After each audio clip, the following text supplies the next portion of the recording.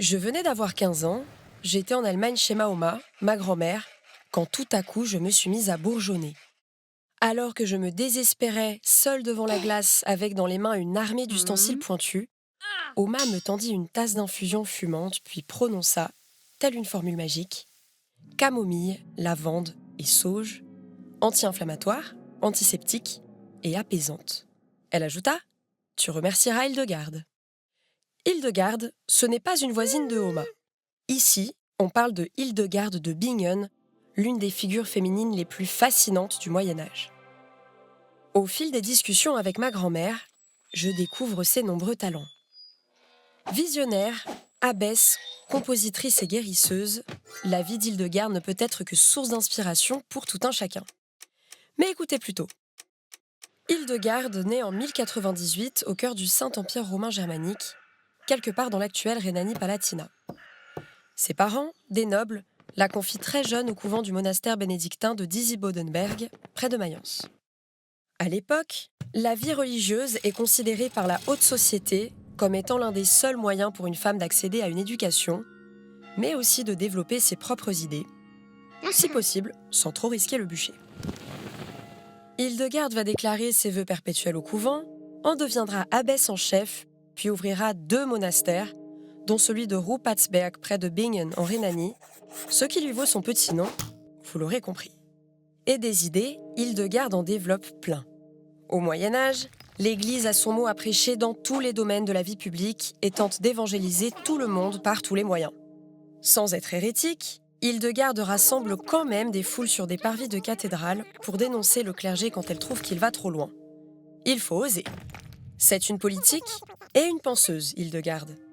Elle entretient des correspondances avec les plus hauts gradés.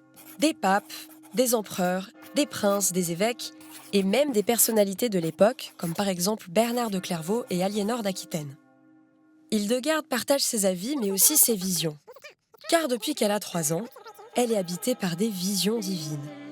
Vous en retrouverez entre autres dans son livre Sivias, Sache les voix du Seigneur bien entendu, qui est aujourd'hui accessible dans de nombreuses traductions. Pour pouvoir communiquer avec Dieu, rien que ça, elle invente aussi sa propre langue, la lingua ignota, la langue inconnue, qui porte bien son nom. Infatigable, Hildegarde est aussi musicienne. Elle ne compose pas moins de 70 chants religieux ainsi qu'un drame liturgique.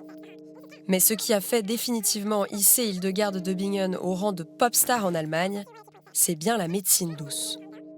Dans ses monastères, Hildegarde cultive énormément de plantes. Elle les goûte, en observe les vertus, puis elle décrira environ 300 remèdes à base de plantes dans son livre Physica, le chouchou de Mahoma, et dans Causae et Curae, du latin cause et remède. Les courriers de lecteurs pleuvent. Ce sont surtout des femmes qui sollicitent ces lumières et exposent leurs préoccupations parfois très intimes au sujet de leurs règles ou de leur stérilité. D'ailleurs, on attribue à Hildegarde la première description de l'orgasme féminin. Pas banal pour une religieuse. Pas banal non plus pour l'époque, les conseils nutritionnels d'Hildegarde. Elle préconise une alimentation riche en aliments naturels, une bonne hygiène personnelle, la pratique d'exercices physiques et de la spiritualité pour le bien-être mental, le tout avec un juste milieu. Et oui, son approche a posé les fondements de la naturopathie. Et elle a ouvert la voie à de nombreux courants de médecine alternative allemands. L'homéopathie, l'hydrothérapie, le mouvement Lebensreform, littéralement réforme de la vie, qui prône le retour à la nature, ou encore la médecine anthroposophique au XIXe siècle. Courant aujourd'hui aussi prôné qu'attaqué. Aujourd'hui, Hildegarde de Bingen est une figure incontournable en Allemagne. Son visage, immortel, orne d'innombrables flacons d'élixir, de devantures de pharmacie et de couvertures d'ouvrages à prétention médicale. Je ne suis pas certaine que le remède de ma grand-mère contre les boutons ait vraiment marché. Mais depuis, dans plein de domaines de ma vie quotidienne, je demande toujours conseil à Sainte Hildegarde.